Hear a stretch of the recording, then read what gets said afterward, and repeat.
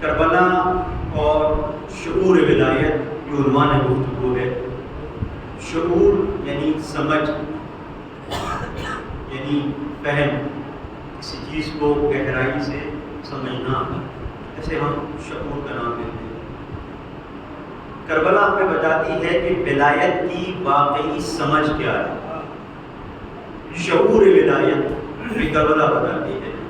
اب اس کے لیے ضروری ہے کہ خود ولایت کے معنی کی وضاحت ہو، کہ خود ولایت کسے کہتے ہیں، ولی کون ہے، تاکہ پھر ہم یہ سمجھیں کہ کربلا کیسے شعور ولایت عطا کرتی ہے، یا کربلا سے وابستگی کی بنیاد کے اوپر انسان کا شعور کیسے ولایت میں ڈوب کر اتنا گہرا ہوتا ہے کہ راہ بندگی پر وہ وہی قدم رکھتا ہے جہاں رکھنا چاہیے۔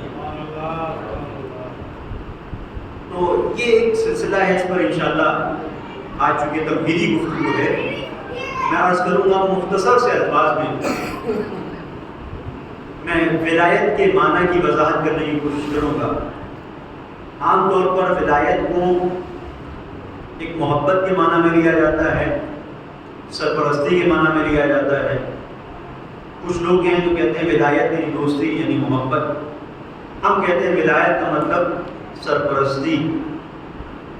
وہ شخصیتیں کہ جن کو ولایت حاصل ہے وہی ہماری رہنمائی کا حق رکھتی ہیں، اور جب وہ ہماری رہنمائی کر رہی ہوں تو اب ہمیں چوک چرا کی گنجائش نہیں ہونا چاہیے۔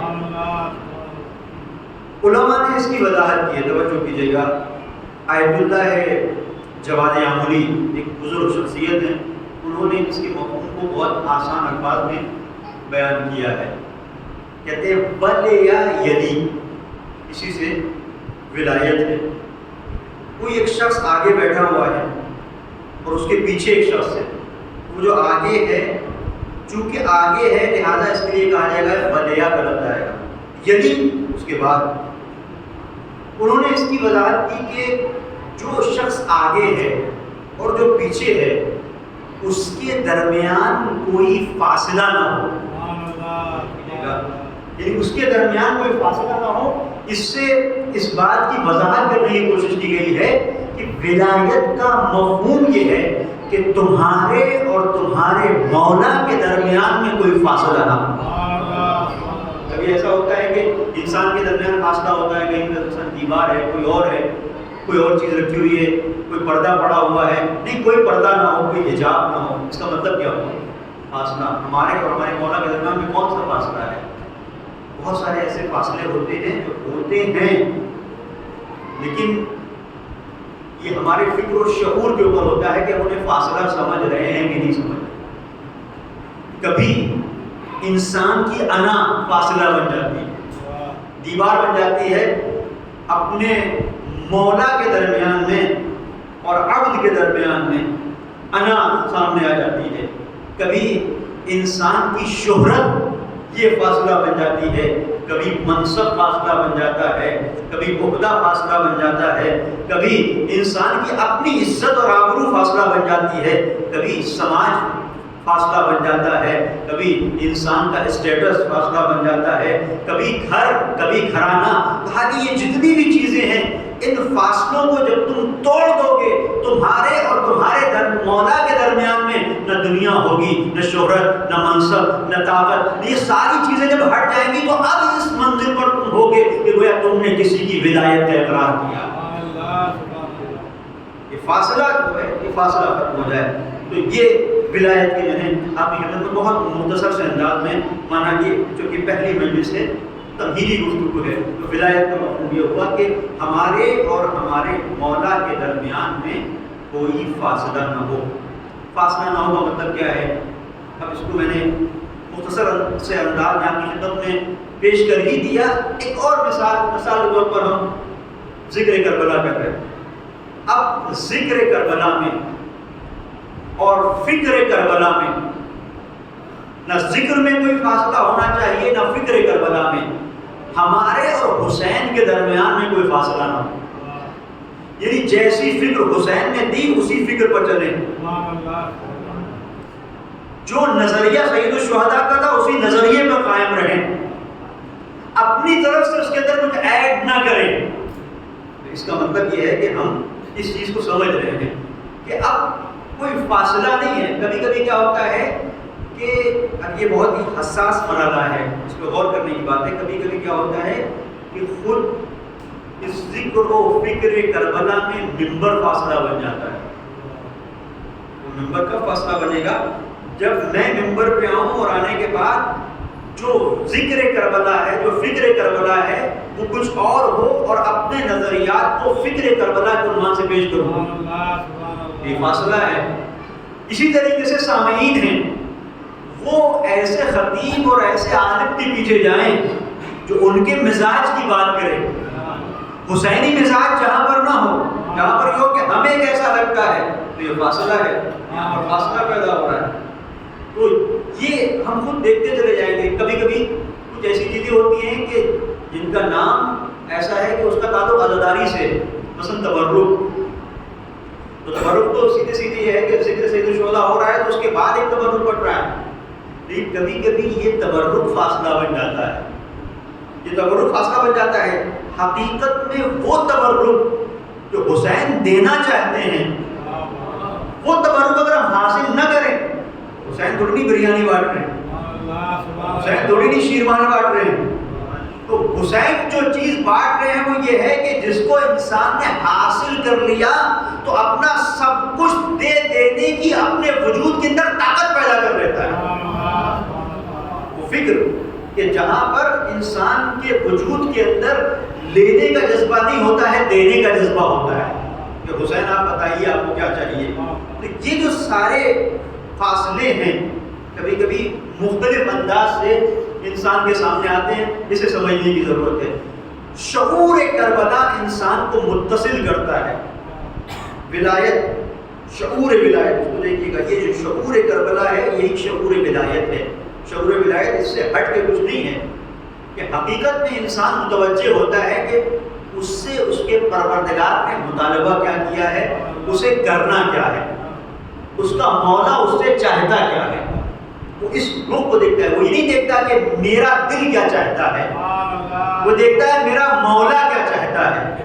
تو آزاداری کو اپنے مرضی کے مطابق منعقد کرنا یہ اور ہے, آزاداری کو تابع مرضی حسین بنانا اور ہے.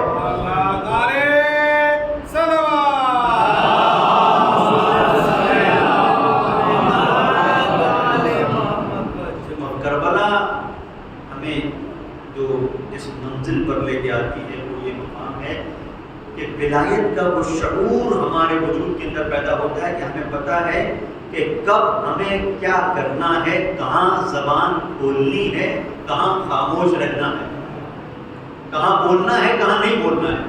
یہ جو آیت ہے اس کو ذرا محسوس کیجیے گا کہ اس لب و لہجے میں قرآن نے گفتگو نہیں کی ہے کہ وَلَا تَرْكَنُوا إِلَى الَّذِينَ ظَلَمُوا فَتَمَسَّكُمُ النَّارُ. ہرگز ان لوگوں کی طرف جھکاؤ پیدا نہ کرنا جنہوں نے ظلم کیا ہے, اس لیے کہ تم جھکو گے تو اب تم بھی ظالمین میں شمار ہوگے اور نتیجہ کیا ہوگا؟ فَتَمَسَّكُمُ النَّارُ, آگ تمہیں دبوچ لے گی, آگ دبوچ لے گی. کبھی انسان محسوس کرتا ہے اپنی زندگی میں بہت سارے مسائل ہوتے ہیں, اب وہ کہتا ہے کہ نہیں, اپنی زندگی کو گزارنے کے لیے تھوڑا بہت ظالمین سے سانٹھ گانٹھ بنانی پڑتی ہے, کیا کریں, زندگی کی مجبوری ہے. ادھر خدا کہے گا یہ تمہاری مجبوری ہے, عدالت کے ساتھ برتاؤ کرنا یہ ادھر سے مجبوری ہے. خدا کے لیے تو لفظ مجبوری میں استعمال نہیں کر سکتے, لیکن اس کی عدالت کا پھر تقاضا یہ ہے وہ انصاف سے کام لے گا, اور جب انصاف سے کام لے گا تو اس کو جو چیز بہت بری لگتی ہے وہ ظلم ہے. اب علماء نے, مفسرین نے اس کی وضاحت کی ہے, وہ رکون کے معنی کیا ہے. وَلَا تَرْكَنُوا إِلَى الَّذِينَ ظَلَمُوا, ہرگز ظالموں کے لیے اپنے وجود کے اندر نرمی کو محسوس مت کرنا, جھکنا نہیں. ایک معنی تو یہ جیسے اب یہاں پہ آپ بیٹھے ہوئے ہیں حسینیے میں اس بارگاہ, یہ سکون جو اس کو سنبھالے ہوئے, بہت بڑی اگر کوئی بلڈنگ ہو تو اس میں آپ دیکھیں سکون ایک بنیادی کردار ادا کرتا ہے, جو پلر ہوتے ہیں اس کے اوپر بلڈنگ ٹکی ہوئی ہے. بعض علماء نے اس کے معنی کی وضاحت کی ہے, اور رکون کا مطلب یہ ہے کہ کبھی ظالم کے اوپر تکیہ مت کرنا. ظالم کبھی اس منزل پر نہیں ہوگا کہ تم اس کے اوپر تکیہ کر سکو. اس کا کام نکلے گا اور وہ تمہارا کام تمام کر دے گا. ولا اب یہ ولا ترکنوا یہ منزل ہے. ولا ترکنوا الی الذین ظلموا. جن لوگوں نے ظلم کیا ہے کبھی بھی ان کے اوپر تم تکیہ مت کرنا. تکیہ کرنا تو صرف خدا کے اوپر کرنا. اگر بھروسہ کرنا تو صرف خدا کے اوپر کرنا. اور خدا کے اوپر بھروسہ انسان کے وجود کے اندر طاقت دیتا ہے. انسان کے وجود کے اندر خود آپ دیکھیں کہ اتنے ایسے لوگ ہیں کہ جو رب کی بارگاہ میں سر کو نہیں جھکاتے, سجدہ نہیں کرتے, اور وہ ہر ایک چیز سے ڈرتے ہیں. لیکن ایک انسان اپنے پورے وجود سے سجدہ کرتا ہے تو یہ ایک سجدہ جو جھک کے وہ اپنے معبود کے سامنے جبین نیاز کو خاک پر رکھ رہا ہے اور اس بات کا اظہار کر رہا ہے کہ مالک تیری ذات کے علاوہ اور کوئی نہیں ہے, تو یہی چیز اس کے وجود کے اندر اتنی طاقت دے دیتی ہے کہ سر کو جب رب کے سامنے جھکاتا ہے اور اٹھاتا ہے تو اب یہ سر کسی کے سامنے جھکتا نہیں ہے.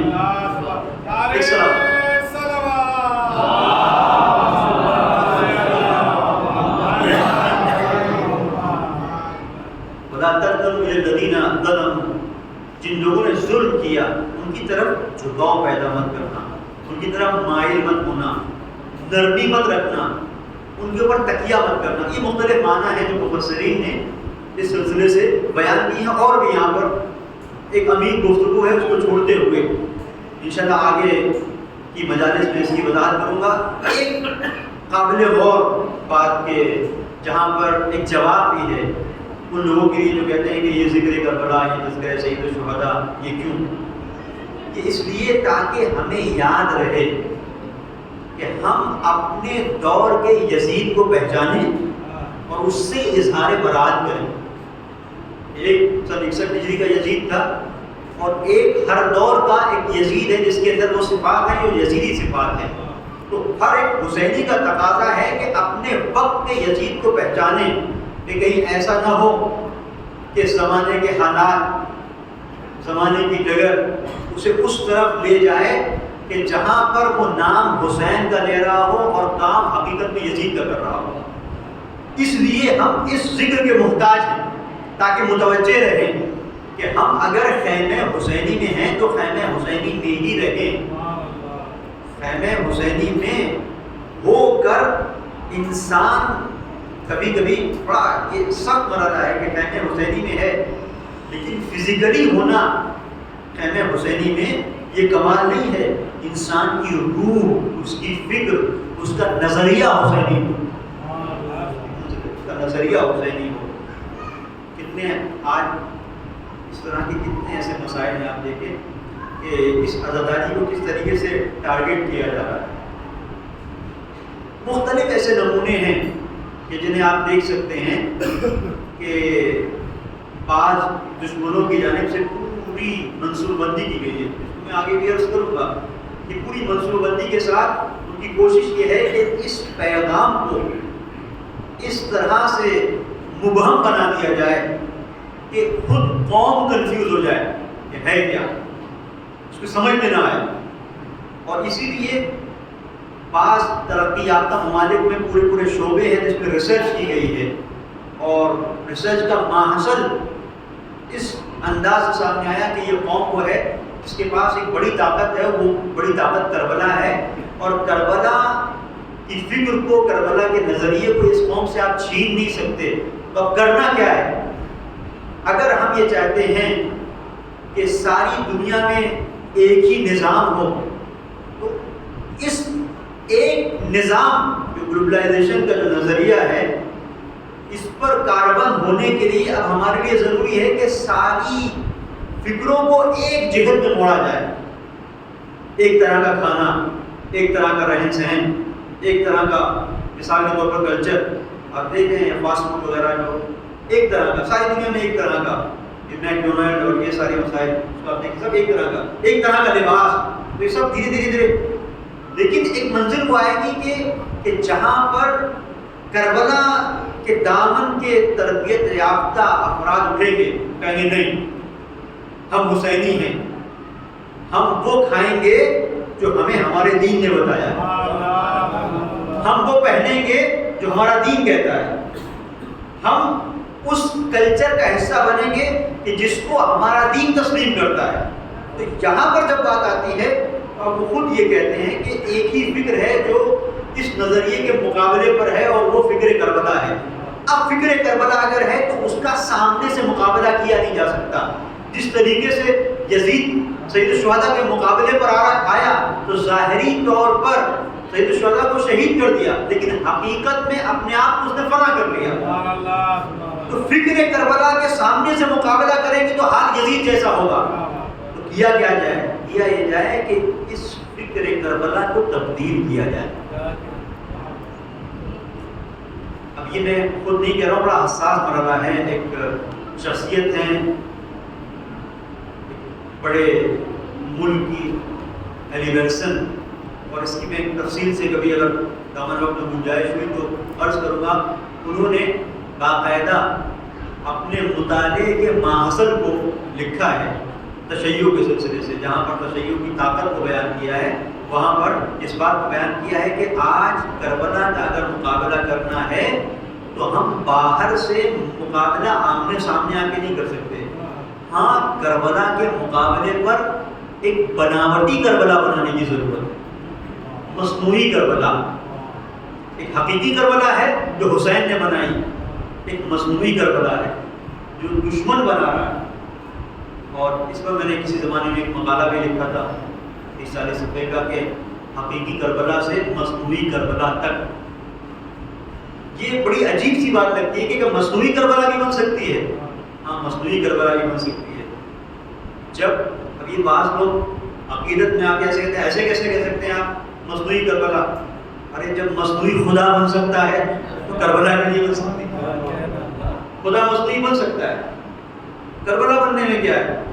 اور بلکہ وہ تو آگے تک کی بات ہے، میں اس کو بیان نہیں کر رہا ہوں احتیاط سے، کیونکہ آج کل کے مسائل بھی بڑے حساس ہیں۔ بعض انسان کسی انداز سے کچھ اور کہتا ہے اور بعض لوگ اسے کسی اور روپ میں موڑ دیتے ہیں۔ اس کے بعد یہ کہا جاتا ہے کہ بھائی یہ فکر کربلا کے مقابلے میں ماذا حسینیت کے خلاف اور سارے مسائل۔ تو یہ بہرحال حساس مرحلہ ہے، لیکن اس میں لمحے فکریت تک آپ کو لے کے آیا ہوں، اس پر غور کیجیے گا کہ فکر کربلا کو ختم کرنے کے لیے ضروری ہے کہ کچھ ایسے افراد ہوں جو نام کربلا کا لے رہے ہوں اور کام کسی اور کا کر رہے ہوں۔ اور یہ میں نہیں کہہ رہا ہوں، یہ بھی ایک تحقیق ہے باقاعدہ جو ایک بڑے ملک میں ہوئی ہے، اس کا نچوڑ ہے۔ کاش کے بہرحال یہ دوسری اور تیسری مجلس ہوتی کہ تمہیدی گفتگو کے بعد فضا ہموار ہوتی تو میں عرض کرتا ہوں۔ اس میں انہوں نے جو کچھ باتیں کی ان میں سے ایک بات جو ہمیں بتاتی ہے کہ کس طریقے سے ایک مصنوعی کربلا بنائی جا رہی ہے، انہوں نے کہا ہمیں، اس میں ایک جگہ پر ایک اسکالر نے یہ بات کہی ہے، ایک پینل باقاعدہ بیٹھا تھا، انہوں نے کربلا کے بارے میں اور کربلا کی تعمیری جو ایک کلیدی کربلا کی جو فکر ہے اس فکر کو توڑنے کے لیے کا ہمارے لیے ضروری ہے کہ ہم سامنے سے مقابلہ کر کے اس پہ ضروری ہے کہ کچھ ایسے جذباتی لوگوں کو تلاش کیا جائے کہ جو جاہل ہوں، جاہلوں کو تلاش کیا جائے، اور اسی طریقے سے کچھ ایسے لوگوں کو تلاش کیا جائے کہ جو ذکر کربلا سے، فکر کربلا سے آشنا نہ ہوں، انہوں نے جو حقیقی سورسز ہیں ان کا مطالعہ نہ کیا ہو، منابع سے وہ آشنا نہ ہو، اور ان کو سپورٹ کیا جائے مالی اعتبار سے کہ تم جاؤ بیان کرو، اپنے اعتبار سے جو تمہیں سمجھ میں آئے تم کربلا کو بیان کرو۔ تو یہ بڑا حساس مرحلہ ہے۔ تو دیکھیں کہ دشمن کس طریقے سے پلاننگ کر کے منصوبہ بندی کے ساتھ چل رہا ہے، اور ہم کہاں بیٹھے؟ یہ اتنی پلاننگ، اتنی منصوبہ بندی ہے کیوں؟ اس لیے کہ اسے پتہ ہے یہی کربلا مقدمہ بنے گی ظہور حضرت حجت کا۔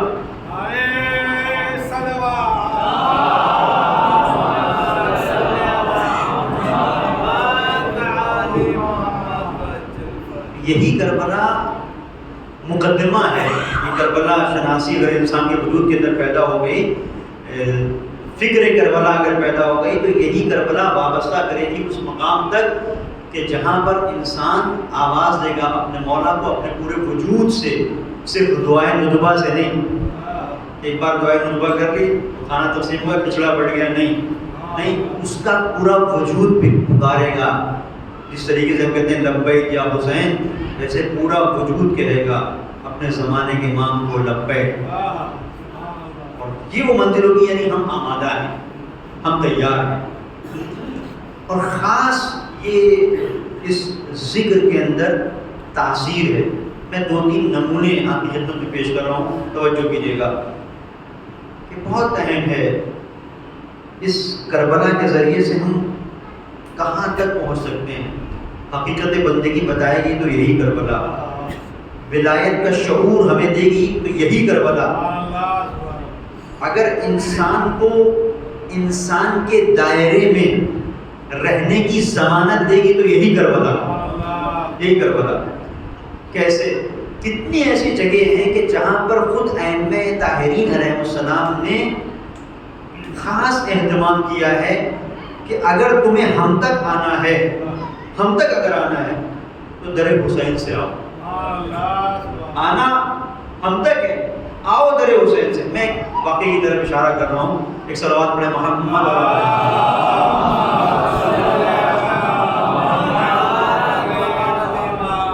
آپ نے علامہ امینی کا نام سنا ہے، صاحب الحدیث، اور جنہوں نے نہیں سنا ہے تو وہ ایک بار سرچ کر کے دیکھیں، کبھی مطالعہ کر کے دیکھیں، کبھی غور کریں. یہ بڑی عظیم شخصیتیں ہیں جن کی ایک کتاب الغدیر ہے جسے تشیع کا قلعہ کہا جاتا ہے. کیونکہ یہ ہمارے لیے بہرحال ایک افسوس کا مقام ہے کہ کتب بینی اور کتب خوانی اور مطالعہ اور اسٹڈی اور ان سب چیزوں سے بہرحال یہ قوم بے نیاز ہو گئی ہے. اور جو کچھ بھی ہے بہرحال یہ سید الشہداء کا احسان ہے کہ صرف یہی سید الشہداء کی مجالس ہیں کہ جو ہماری آئیڈیالوجی کو مستحکم کرتی ہے. یہی مجالس، یہیں سے ہمیں فکر ملتی ہے، یہیں سے ہمیں علم ملتا ہے. اس کے علاوہ کسی کے پاس وقت نہیں ہے. جبکہ آپ دیکھیں دوسرے اقوام کس طریقے سے مطالعہ کرتے ہیں، کس طریقے سے کتابوں کا پڑھنے کا ایک ذوق پایا جاتا ہے.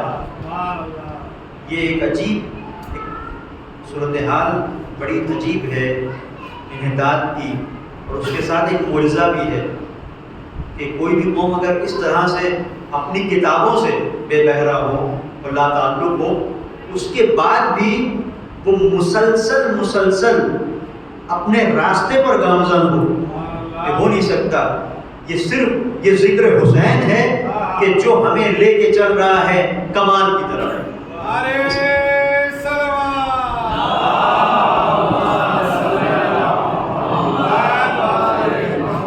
اس کے علاوہ ہمارے پاس کوئی اور راستہ نہیں ہے.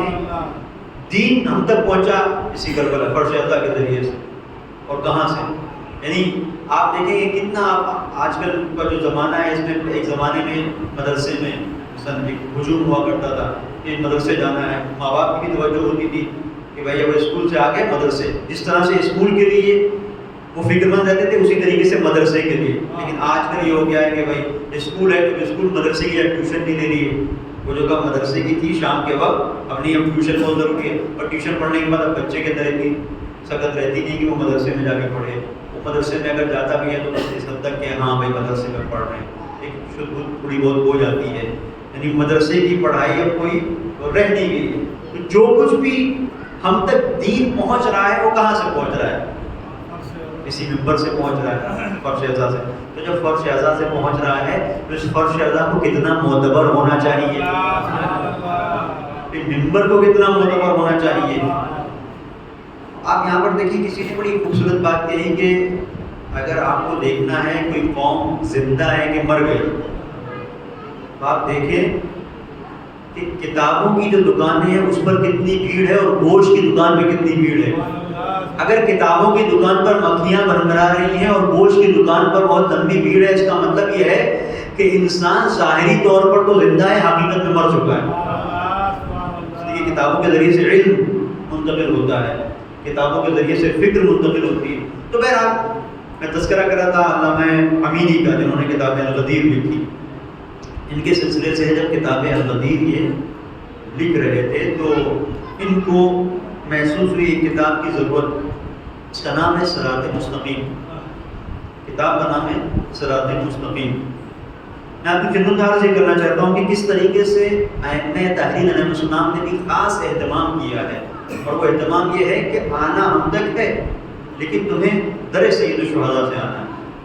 تو نجف میں تھے، مولا کی بارگاہ میں انہوں نے کہا کہ مولا علی کی بارگاہ میں انہوں نے دعا کی کہ مولا میں صراط مستقیم کتاب ہے، یہ مجھے ریفرنس کے لیے ضرورت ہے، اس کی مجھے اس کا حوالہ درکار ہے، یہ کتاب میرے پاس نہیں ہے، یہ کتاب مجھے مل جائے.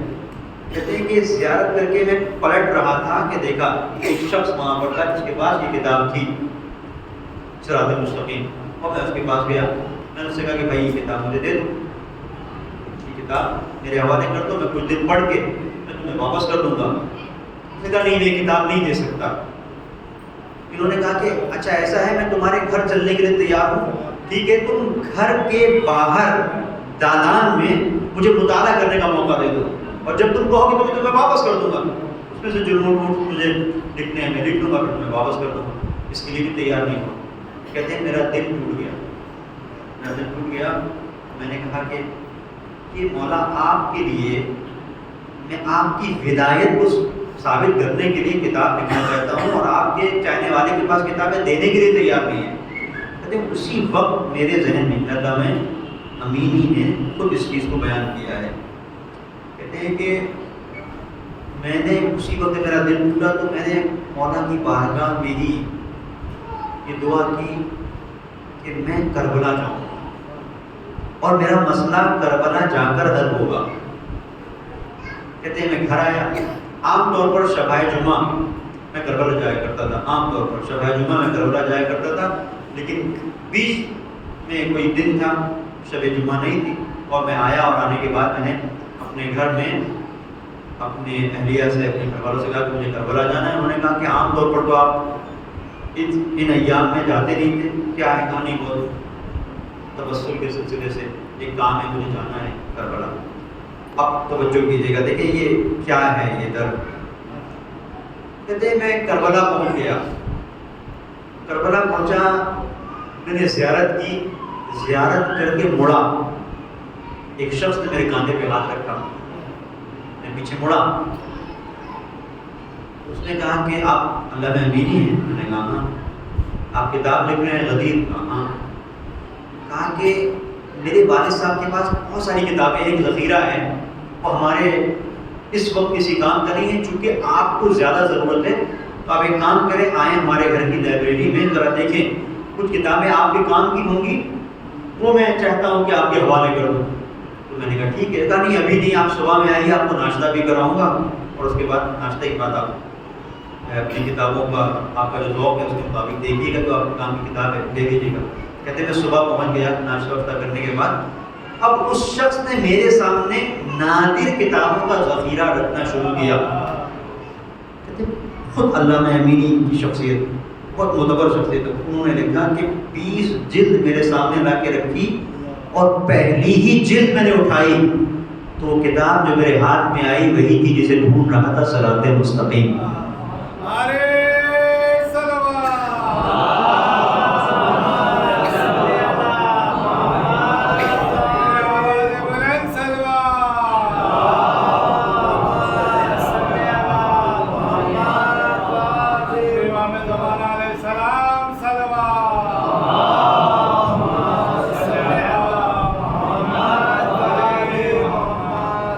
اس کا مطلب کیا ہوا کہ صراط مستقیم یہ کتاب مولا کائنات ایسا نہیں کہ نہیں دے سکتے تھے، وہ مشکل کشا ہیں، دے سکتے تھے، لیکن انہوں نے بتایا کچھ چیزیں وہ ہیں کہ جو تمہیں در حسین سے ملیں گی، در حسین سے ملیں گی. یہ خاص عنایت تھی. اور یہی علامہ امینی ایک اور مقام پر ایک واقعے کو لکھتے ہیں، جو بڑا خوبصورت واقعہ ہے، توجہ کیجیے گا کہ علامہ امینی نے اگر یہ نہ لکھا ہو، اس کے بعد لوگ اس واقعے کو دوسرے انداز سے بعض خطبہ نے یا ذاکرین نے بیان کیا، مجھے نہیں معلوم انہوں نے کس انداز سے بیان کیا، اس پر بہت سارے لوگوں نے اعتراض بھی کیا ہے، لیکن میں آپ کے سامنے مستند طور پر علامہ امینی کے حوالے سے اسے بیان کر رہا ہوں۔ علامہ امینی نے الغدیر میں اس کا تذکرہ کیا ہے کہ دیکھیں کہ یہ درد ہے سید الشہداء کا، یہ کیا ہے اور یہ ہمیں کس عظیم مقام تک لے کے جاتا ہے۔ خدا کی خاص عنایت ہے حضرت سید الشہداء کے اوپر۔ کہتے ہیں کہ ایک شخص تھا جو ناصبی تھا، دشمن اہل بیت، اس کے یہاں ولادت نہیں ہو رہی تھی، تو اس نے ایک خاص انداز سے دعا کی کہ اگر میرے یہاں کوئی لڑکا پیدا ہوا، اور خاص طور پہ اس کی ماں نے، بچے کی ماں نے یہ دعا کی کہ میرے یہاں اگر کوئی بچہ پیدا ہوا تو میں اسے دشمن اہل بیت ہونے کے اعتبار سے جو کچھ ہو سکتا ہے پوری طرح سے اسے ٹرین کروں گی، اس کی تربیت کروں گی، اور اسے میں رہزن بناؤں گی۔ رہزن یعنی وہ چور ڈاکو جو راستے پر بیٹھ جاتے تھے، لوٹا کرتے تھے۔ اور توجہ کیجیے گا اس پر، یہ جو رخ ہے بڑا عجیب ہے، یہ در سید الشہداء یہ بڑا عجیب ہے۔ وہ ناصبی تھا، خود دشمن اہل بیت، اور اس کے بعد بغض علی میں آپ سوچیں کہ ایک نسل پروان چڑھتی ہے تو کیا ہوتا ہے، اور اگر بچے کی تربیت اس کے بعد اس کی نیت بھی اور نظم بھی اور اتفاق سے ایسا ہوا اس کے یہاں بچہ ہوا، تو اس نے اس بچے کی تربیت دشمن اہل بیت ہونے کی حیثیت سے کرنا شروع کی۔ ایک منزل تو آئی کہ یہ بچہ بڑا ہوا، جوان ہو گیا، تو اسے رہزن بنا دیا کہ جا کر وہاں پر بیٹھ جاؤ کہ جہاں زائرین سید الشہداء کا گزر ہوتا ہے، زائرین سید الشہداء کا گزر ہوتا ہے، انہیں لوٹ مار کرو، کیونکہ وہ یہ سمجھتے ہیں کہ یہ ساری چیزیں وہ ہیں کہ جو بدعت ہے، اور حقیقی جو دشمن اہل بیت کے دشمن اہل بیت کو سب سے بڑی رکاوٹ خدا تک پہنچنے کے لیے سمجھتے ہیں۔ فکر کا جو ٹیڑھاپن ہے تو دیکھیں کس حد تک ہے۔ بہرحال الحمدللہ آج کل یہ فضا آہستہ آہستہ بہت، وہ فضا جو دشمن اہل بیت کی فضا تھی کم ہو گئی ہے۔ اکا دکا بہت کم لوگ ایسے ہیں کہ جو کہیں نہ کہیں سے چھپے چھپائے ڈھکے چھپے الفاظ میں اپنی اس دشمنی کا اعلان کر دیتے ہیں، ورنہ جو حقیقت میں دشمن ہیں وہ بھی اہل بیت کی دشمنی کا اظہار کرتے ہوئے ڈرتے ہیں۔ یہ کربلا کی تعلیمات کا نتیجہ ہے۔ انہیں بھی پتا ہے کہ اگر وہ یہ کہیں گے تو لوگ کہیں گے تم انسانی نہیں ہو، جانور ہو۔ تو جب یہ بڑا ہو گیا اور رہزن کے اعتبار سے یہ رہزن ہے اور لوٹ مار کرتا ہے، ایک جگہ پر جہاں پر زائرین سید الشہداء گزر رہے تھے، یہ وہاں اسے نیند آ گئی، اور اس کا کام یہ تھا کہ لوٹ مار کرنا۔ نیند آ گئی، سو رہا تھا، اور وہ قافلہ گزر گیا، یہ لوٹ مار نہیں کر سکا۔ اور سونے کی کیفیت میں اس نے خواب میں دیکھا کہ اس بنیاد کے اوپر چونکہ استعمال یہ ہے کہ زائرین کو لوٹتا ہے، پریشان کرتا ہے، ظلم کرتا ہے، اس کی بنیاد کے اوپر محشر میں اسے جہنم میں ڈال دیا گیا، اور جہنم کی آگ اسے جلا نہیں رہی۔ جہنم کی آگ جلا نہیں، میں نے عرض کیا کہ اس واقعے کے سلسلے سے مختلف باتیں بھی کی گئی ہیں، اور لوگوں نے یہ بھی کہا ہے کہ یہ صحیح نہیں ہے، لیکن آپ دیکھیں کہ کبھی کبھی انسان سوچے کہ کون بیان کر رہا ہے اور کتنی معتبر شخصیت ہے، اس نے کیا کہا ہے۔ علامہ امینی صرف اس چیز کو بیان نہیں کرتے بلکہ مکمل آپ دیکھیں کہ کس طرح سے صرف یہ سوچ لینا کہ بھائی یہ ہماری عقل میں نہیں آتا، پورا جامع انداز میں کسی مسئلے کو غور کرنا، فکر کرنا، اس کی تحلیل، اس کا تجزیہ، یہ بہت ضروری ہے۔ تو بعض لوگ جو ہے وہ فوری طور پر ان کے اندر ایک فکری جنون بعض لوگوں کے اندر پیدا ہو گیا ہے۔ آج نیا معاملہ ایسا چل رہا ہے کہ کچھ لوگوں کو ایسے جنون ہوتا تھا، اب کچھ عقلی جنون کا شکار ہے، فکری جنون کا شکار ہے۔ جہاں پر کوئی فضیلت کا گوشہ ہوتا ہے تو کہتے ہیں یہ سب ضعیف ہے، یہ سب ضعیف ہے، یہ سب صحیح نہیں ہے۔ یہ عقلی جنون کے شکار لوگ بڑے خطرناک ہوتے ہیں۔ افراط و تفریط دونوں چیزوں نے دین کو تباہ کیا ہے۔ یہ جو شخص ہے یہ خواب میں دیکھتا ہے کہ جہنم میں ہے اور جہنم میں آگ اسے جلا نہیں رہی ہے۔ تو اب اس نے کہا کہ یہ کیا ہوتا ہے؟ تو اس سے کہا گیا کہ چونکہ تم ایک ایسے قافلے کی رہگزر پر بیٹھے ہوئے تھے جو سید الشہداء کی زیارت کے لیے جا رہا تھا، اور ان کا غبار تمہارے کپڑوں تک پہنچا، تو اس غبار کی برکت کی بنیاد کے اوپر یہ آگ تمہیں جلا نہیں رہی۔ اب لوگوں کا جو اعتراض ہے وہ یہی پر ہے، بعض لوگوں کا، اپنے ہی لوگوں کا، یہ کیسے ہو سکتا ہے؟ وہ تو چور ہے، چور ہے تو غبار، تو اس میں اس کا کیا ہے؟ چور ہے اور غبار ہے تو اس نے کون سی اپنے آپ اس نے کون سا کیا کیا کہ کون سا در حسین تک اپنے آپ کو پہنچا دیا؟ مطلب یہ ہے کہ یہ بھی ایک خواب ہی تو تھا۔ کون سی حقیقت تھی؟ خواب کبھی کبھی انسان کو اس منزل پر لے کے آ جاتا ہے کہ جہاں پر انسان اپنے جرم کی دنیا سے نکل آتا ہے۔ اس کو دیکھیں، اب اس نے کچھ اشعار کہے، اور وہ اشعار، اس کا نام تاریخ میں اسماعیل موصلی کے نام سے ہے، بعد میں یہ ہو گیا محب اہل بیت۔ پروان کہاں چڑھا؟ دشمنان اہل بیت کی آغوش میں، پھر شاعر بنا اور بڑا شاعر بنا، اور اس نے حب اہل بیت کو لوگوں تک منتقل کیا، محبت اہل بیت میں اشعار کہے۔ اب اس نے جب یہ بیدار ہوا ہے تو جو اشعار کہے ہیں اسے علامہ امینی نے نقل کیا ہے۔ ان شئت النجات فزر حسینا، اگر تم نجات چاہتے ہو تو حسین کی زیارت کے لیے جاؤ۔ لکی تلقى الالہ قریر عینا، تاکہ ٹھنڈی آنکھوں کے ساتھ خدا سے ملاقات کر سکو۔ اس کے اشعار ہیں، یہ وہ شخص ہے جو پہلے ناصبی تھا، صرف اس بنیاد کے اوپر کہ اس نے یہ خواب دیکھا، اس خواب کی بنیاد کے اوپر یہ اشعار کہہ رہا ہے، لکی تلقى الالہ قریر عینا، تاکہ اللہ سے جب ملاقات ہو تو تمہاری آنکھ ٹھنڈی ہو۔ فإن النار لا تمس جسما من علیہ غبار زوار الحسین، اس لیے کہ یاد رکھو آگ اس دامن کو نہیں جلاتی جس پر غبار زوار حسینی ہوا کرتا ہے۔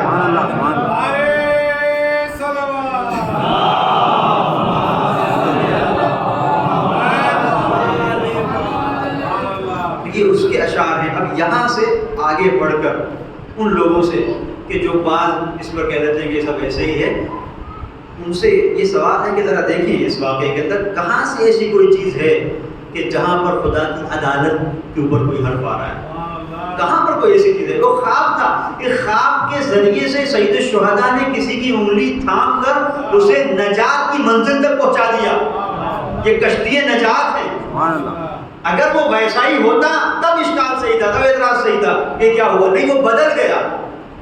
اب یہاں سے توجہ کیجئے گا کہ جس کی خاک انسان کو بدل دیتی ہے، اگر اس کی ذات انسان کے وجود کا حصہ بن جائے، جس کی خاک کے اندر یہ تاثیر ہے کہ جو دشمن اہل بیت ہے وہ محب اہل بیت بن جاتا ہے، تو اس کی ذات کا کمال کیا یہ نہیں ہوگا کہ انسان حقیقت میں حر بن جائے؟ ایک صلوات پڑھ دیں محمد اور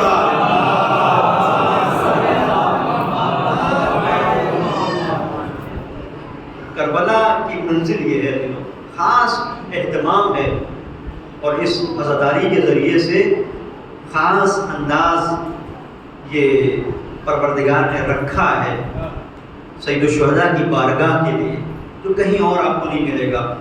اور اس بارگاہ میں آنے کے بعد اگر صحیح انداز سے انسان خلوص کے ساتھ حاضر ہو تو امام حسین علیہ السلام یقیناً اس کا ہاتھ تھامتے ہیں اور اسے لے کے چلتے ہیں۔ نعرہ صلوات۔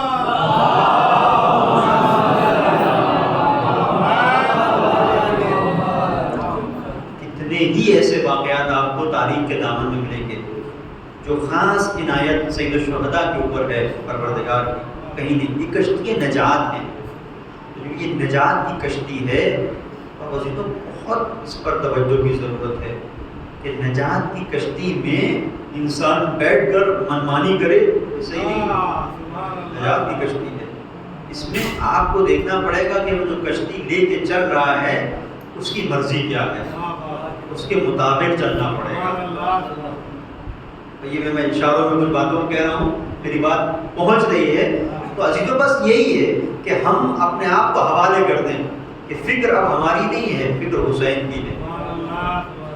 ہم نے اس فکر کو حسین کے حوالے کر دیا، اپنے دل کو حسین کے حوالے کر دیا. اب حسین ہمیں اس منزل پر لے کے آئیں گے جہاں شعور ولایت ہے. کربلا شعور ولایت ہے. یہ شعور ولایت میں کیسا ہے کہ جہاں ہم چھوٹی چھوٹی چیزوں میں الجھتے نہیں ہیں، ہم دیکھتے ہیں کہ حقیقت میں حسین کہاں جا رہے ہیں، حسین کا رخ کس طرف ہے، حسین کس منزل پر ہمیں بلا رہے ہیں. انشاءاللہ میں کل کی مجلس میں عرض کروں گا اس بات کو کہ کبھی یہ ہوتا ہے کہ انسان عبادتوں سے چپک جاتا ہے. وہ افراد جو سید الشہداء کے ساتھ نہیں آئے کربلا میں، وہ شراب تو نہیں پی رہے تھے، جواری مکاری تو نہیں کر رہے تھے، راہزنی تو نہیں کر رہے تھے، چوری تو نہیں کر رہے تھے، ڈکیتی تو نہیں کر رہے تھے، گناہوں میں تو مشغول نہیں تھے، لیکن سید الشہداء کے ساتھ نہیں تھے، لہذا ان کا شمار بھی وہی ہوگا کہ جہاں پر کوئی زانی تھا، جہاں پر کوئی مکار تھا. اس لیے کہ حقیقت میں عبادت کے اندر روح تب پیدا ہوتی ہے جب شعور ولایت ہو. وہ کعبے کے غلاف سے لپٹے ہوئے تھے، وہ حج کر رہے تھے، وہ قرآن پڑھ رہے تھے، لیکن ان کا وجود ولایت کے شعور سے خالی تھا.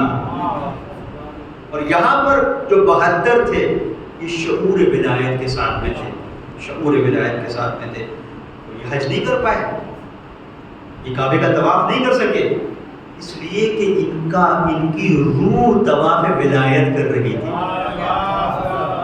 اور یہ بہت بڑی منزل ہے جب طواف ولایت کر رہی تھی. ورنہ ایک بڑے اسکالر نے بہت خوبصورت جملہ کہا ہے کہ اگر یہاں جو وزن پیدا ہوتا ہے وہ کہاں پر پیدا ہوتا ہے؟ انسان کی عبادتوں میں نہیں. عبادت تو بہت لوگ کرتے ہیں، اس عبادت کے ساتھ ولایت کا شعور کتنا ہے. ورنہ بہت خوبصورت جملہ ہے انہوں نے کہا کہ اگر شعور ولایت ہے تو اب یہ منزل ہے کہ تم یہ عبادت کر رہے ہو، یہ طواف خانہ کعبہ کر رہے ہو. اگر یہ شعور ولایت نہیں ہے، یہ ولایت کا شعور نہیں ہے، تو کچھ فرق نہیں کرتا کہ تم کعبے کا طواف کر رہے ہو یا امیر شام کے محل کا طواف کر رہے ہو.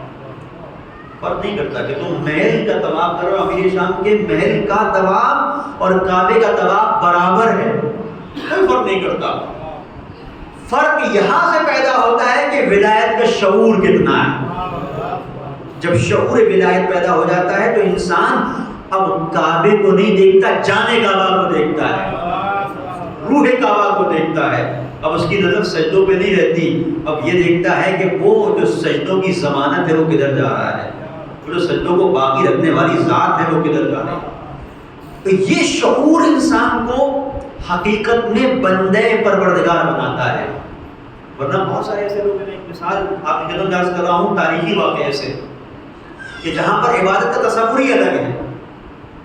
جو مفاہیم اہل بیت اطہار علیہ السلام پیش کر رہے ہیں وہ عبادت کے سلسلے سے ایک حقیقی تصور ہے، مکمل ترین، کمپلیٹ، کہ جہاں پر آپ جو معصومین نے پیش کیا ہے اس سے ہٹ کر آپ یہ کہہ نہیں سکتے کہ یہ عبادت ہے.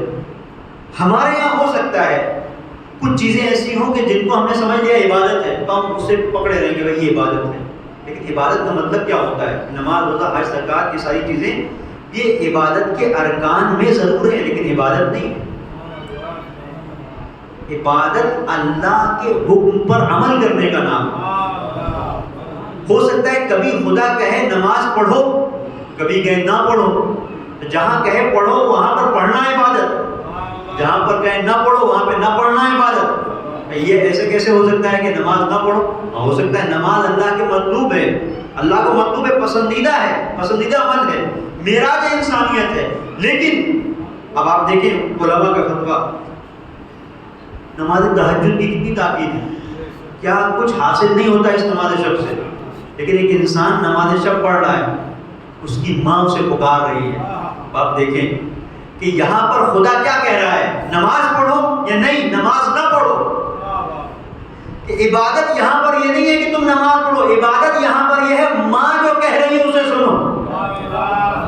نماز میری ہے لیکن میں یہ کہہ رہا ہوں میری نماز کو توڑ دو، دیکھو تمہاری ماں کیا کہہ رہی ہے. اگر صرف نماز عبادت ہوتی تو ہر حال میں نماز عبادت ہوتی، لیکن نماز عبادت نہیں ہے، اللہ کے حکم پر عمل کرنا عبادت ہے۔ دوسری مثال میں ایک انسان مریض ہے، شوگر کا مریض ہے، ڈاکٹر نے کہا روزہ نہیں رکھ سکتے، ہم نے کہا نہیں رکھیں گے، روزہ رکھا۔ آپ علماء سے پوچھیے، وہ کہیں گے کہ یہ عبادت نہیں ہے، معصیت ہے، ہم نے تو روزہ رکھا، بھوکے پیاسے رہے، کہ نہیں روزہ رکھنا عبادت نہیں ہے، اللہ کے حکم پر عمل کرنا عبادت ہے۔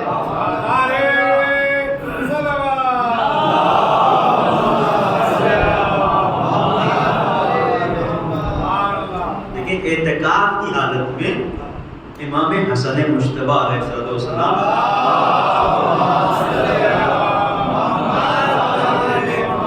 طواف کر رہے ہیں، تاریخ میں واقعہ ملتا ہے، اور ابن عباس ساتھ میں۔ کچھ لوگ وہ ہیں کہ جو کچھ چیزوں کو سمجھتے ہیں کہ بس یہ بیان کر دیا گیا یہ عبادت ہے، اس سے ہٹ کے عبادت ہو نہیں سکتی۔ عبادت کے مفاہیم کو سمجھنا اور اس بات کو سمجھنا کون سی چیز اہم ہے اور کون سی چیز مہم ہے، کون سی چیز اہم ہے اور مہم، یہ تاریخ میں بڑا نازک مرحلہ رہا ہے کہ لوگوں نے اہم اور مہم کو سمجھا نہیں، کہاں پر کیا کرنا ہے، کچھ چیزوں کو لے لیا ظاہری۔ اب امام کے سلسلے سے ملتا ہے کہ امام طواف کی حالت میں بھی ہے اور معتکف بھی ہے، وہیں پر ایک شخص آتا ہے اور آنے کے بعد امام حسن مجتبیٰ علیہ السلام کو مخاطب کرتا ہے، صلوات پڑھیں محمد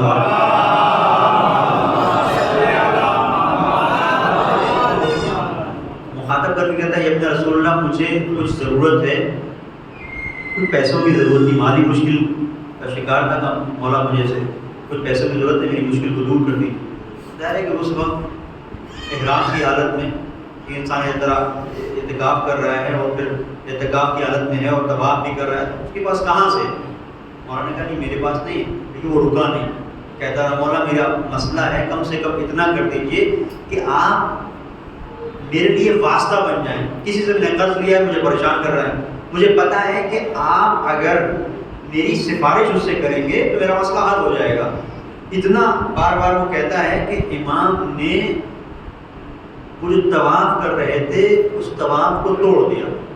آپ دیکھیں مسئلہ شریف کہ طواف کو آپ توڑ نہیں سکتے، طواف اگر آپ کر رہے ہیں 7 شوط جب تک مکمل نہ ہو جائے طواف توڑ نہیں سکتے، مگر بہت ضروری کوئی کام۔ اب یہاں پر ابن عباس ہیں، تو ایک دین وہ ہے جو صحابہ کا دین ہے، ایک دین وہ ہے جو ولایت کا دین ہے، شعور ولایت، ایک دین وہ ہے جو اہل بیت کا دین ہے۔ دونوں میں فرق آپ محسوس کیجئے گا کہ جہاں پر ایک نظر سطحی، ایک نظر عمیق، ولایت کی نظر عمیق ہوتی ہے، گہری ہوتی ہے۔ مولا نے طواف کو توڑا، اعتکاف بھی تھے اور اعتکاف سے بھی نکل رہے ہیں، دونوں کے لیے شرعی حکم یہ ہے اگر دوسرا دن ہے آپ اعتکاف کو آپ توڑ نہیں سکتے۔ جب اعتکاف آپ نے کر لیا اور آپ نے اپنی نیت کر لی ہے، آپ کو معتکف ہی رہنا ہے۔ اب ابن عباس امام مجتبیٰ علیہ السلام سے کہتے ہیں کہ انسیتم انت معتکف، مولا کیا آپ بھول گئے کہ آپ اعتکاف کی صورت میں ہیں اور آپ اعتکاف کو توڑ کے طواف کو توڑ کے نکل رہے ہیں اس کی مشکل کو حل کرنے کے لیے۔ اب مولا نے حدیث پیغمبر سنائی، مولا نے کہا نہیں مجھے خوب پتا ہے، لیکن پیغمبر نے ارشاد فرمایا من سعى الى حاجت اخیہ المؤمن فکأنما عبد اللہ 9000 سنہ قائما نہارہ صائما نہارہ قائما لیلا۔ امام نے حدیث فرمائی کہ تم تو یہ کہتے ہو کہ میں اعتکاف کی صورت میں ہوں، لیکن میرے نانا نے ہی یہ حدیث بیان فرمائی ہے کہ اگر کوئی کسی مومن کی مشکل کو حل کرنے کے لیے نکلتا ہے تو ایسے ہے کہ 90,000 سال وہ عبادت کر رہا ہے، اور اس انداز سے عبادت کر رہا ہے کہ دن میں کھڑا ہوا ہے قیام کی صورت میں اور راتوں کو بھی اللہ کی عبادت کر رہا ہے۔ کیفیت یہ ہے کہ دن میں جو عبادت کر رہا ہے وہ روزے کی حالت میں ہے، جبکہ رات میں کھڑا ہوا ہے قیام کر رہا ہے رب کی بارگاہ میں، اور یہ مسلسل جو عبادت کر رہا ہے کوئی 1-2 دن کی عبادت نہیں ہے، 90,000 سال کی عبادت ہے۔ یعنی تم یہ سمجھ رہے ہو کہ میں عبادت کو توڑ رہا ہوں، حقیقت یہ ہے کہ میں لامتناہی عبادت کے سلسلے سے اپنے آپ کو جوڑ رہا ہوں۔ سبحان اللہ، سبحان اللہ۔ ایک صلوات پڑھ دے محمد اور آل